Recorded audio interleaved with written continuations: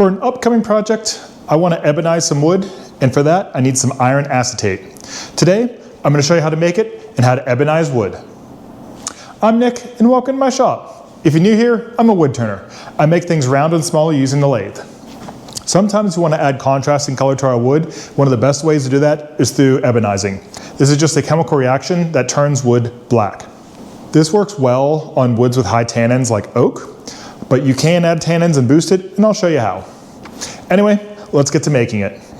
For the iron acetate, you need vinegar, you need steel wool, and you need something to mix it in. For steel wool, make sure it's not the one that has oil on it. Some of the stuff you can get has oil to help prevent it from rusting, but this does not. You just gotta put it into a jar, add your white vinegar,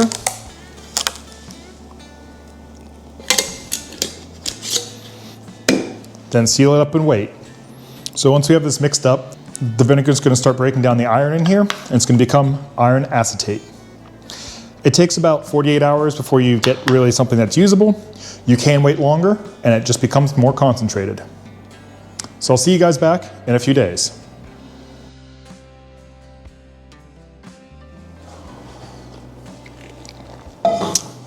Well, it's been several days, and my steel wool has kind of dissolved into this black stuff.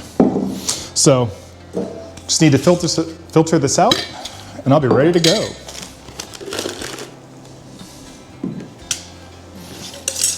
Can I do this without making a mess?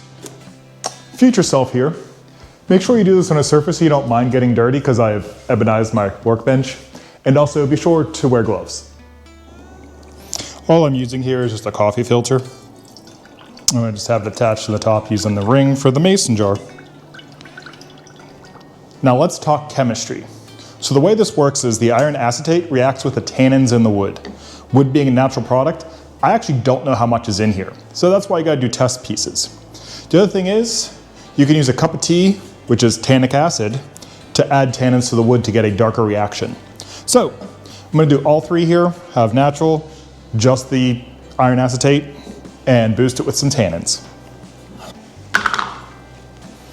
Now I should probably note that I can't drink this tea anymore because it is now contaminated being in the shop.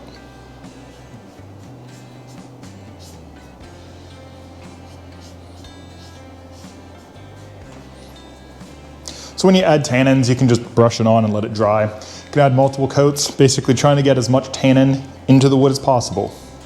Now, just need to let that dry.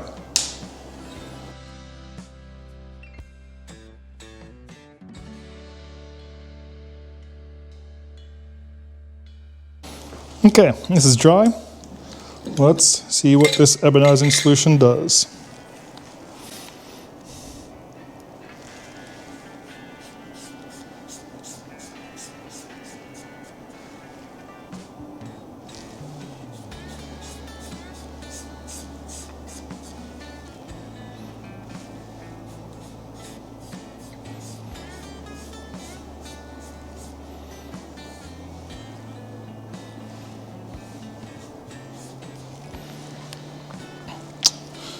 So this takes a little bit while to work.